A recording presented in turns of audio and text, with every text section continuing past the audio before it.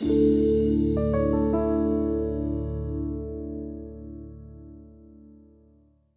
everybody. Welcome back to our series of podcasts that we call Menninger Mindscape.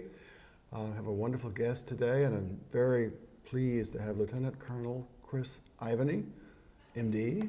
Make it clear that Chris is in the military and Lieutenant Colonel, but also a psychiatrist. And Chris is actually Chief of the Behavioral Health Division of the Army Office of the Surgeon General, and he's the Army Director of Psychological Health. Two pretty big titles, it seems to me, and previously has been very active in the military. He does have a few Texas roots. He's a graduate of UT San Antonio and has family here in Houston. And then during your career, you've done a lot of things, which include being in the 4th Infantry Division in Baghdad in support of OIF, Operation Iraqi Freedom, and very, very active in a very rich career contributing to the huge challenge of keeping our soldiers on active duty and after well. So we're delighted that Chris is here, and he's going to be giving one of the presentations tomorrow in our all-day symposium on trauma. And Chris's presentation is trauma in the military. And fortunately or unfortunately, there's plenty of it. So Chris, you've been doing a lot really to facilitate some, I think, great improvements in just healthcare, and particularly mental health care, behavioral health in the military. Tell us a little bit about that, and then how you see the magnitude of the trauma problem and how to get soldiers to get the help they need. Sure. Well, first, thanks for having me. It's really a pleasure to be here.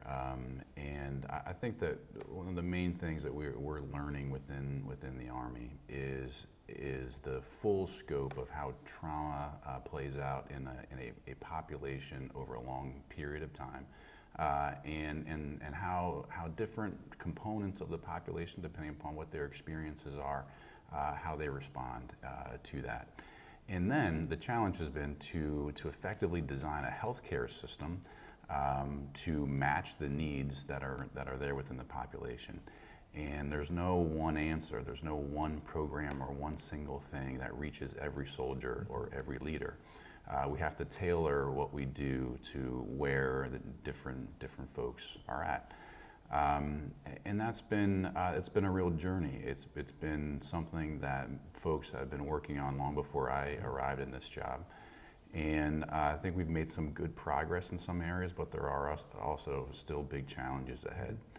One of which you mentioned, probably one of the biggest challenges still out there is to continue to effectively communicate to soldiers, to some degree also family members and leaders of the soldiers, that mental health care in the vast majority of cases helps soldiers to get better if they stick with therapy and stick with treatment. And we want to make sure that we're helping families to see that we can be part of them healing after coming back from combat, and it's a positive experience in most cases for soldiers who come in for mental health care. Right. Which is such an important message. I'm thinking back to when I was a psychiatrist on active duty in the Air Force. That was quite a while back, so that was in the Vietnam era.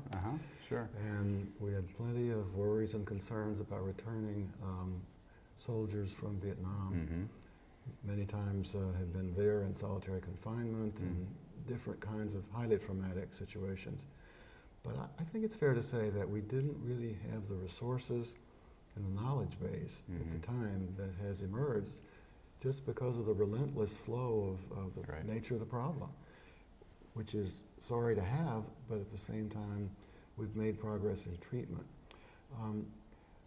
We were talking before about a discussion I had with General Corelli at one point, who was worried about trying to get the soldiers to come in for treatment. And there's this widespread fear that if you go and see a shrink, go and see a psychiatrist, that it's a career killer, that you're not going to be able to be redeployed, and most of the time these guys want to be redeployed. What's your view of that? How prevalent is that attitude and that fear? I know you say that if people get into treatment, they benefit, and I agree with that, except people who are afraid of it may not come for the treatment. That's right. That's right. So I think a couple of different parts of that are important to talk about. I mean, I think one, when this subject comes up, we always try to look at the actual data and the actual numbers of that are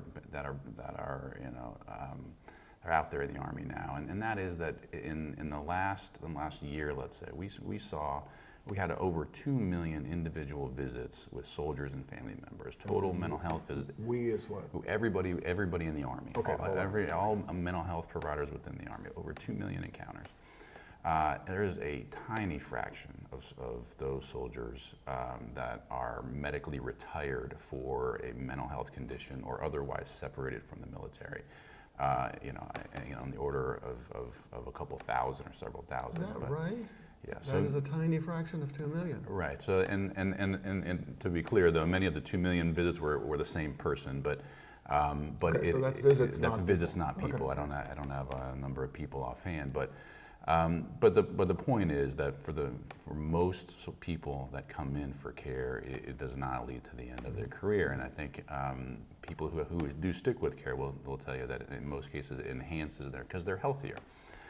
The other part, though, and this is one area in which we can take advantage of the military structure, is that we can organize our mental health system to mirror the Army a little bit. So that we have one mental health provider, for example, can help take care of one unit in the Army. And those who know the Army and other military know that units are important. They're little communities.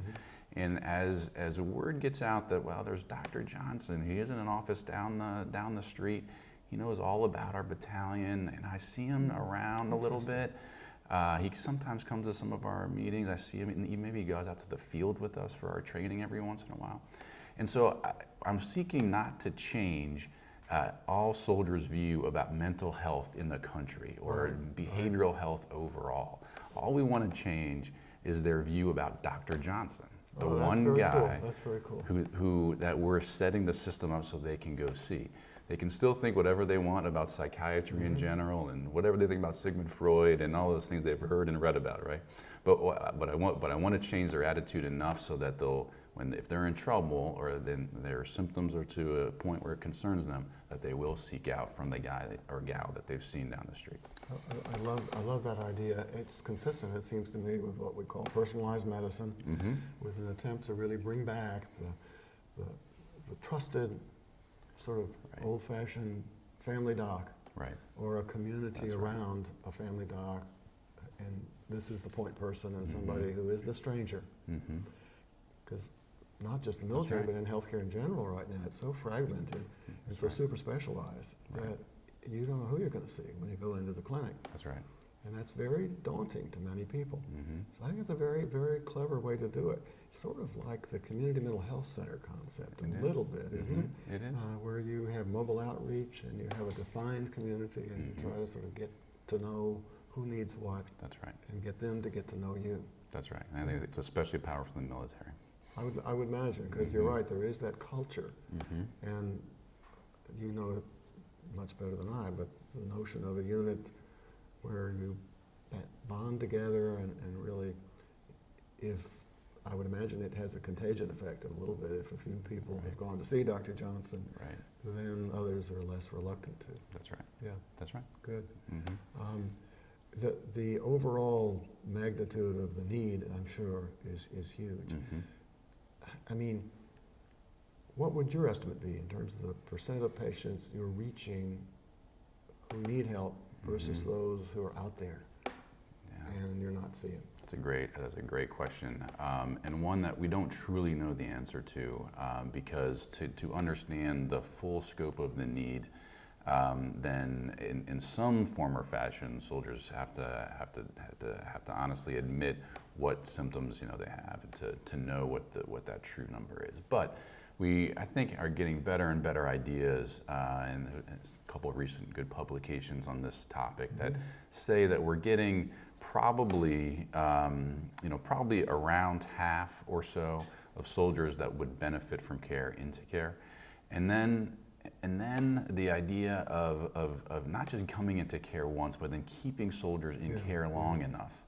And we think we're about 40% of getting folks, let's say, who have PTSD, as one example, through 8 sessions of the total number that come in and receive that as their working diagnosis.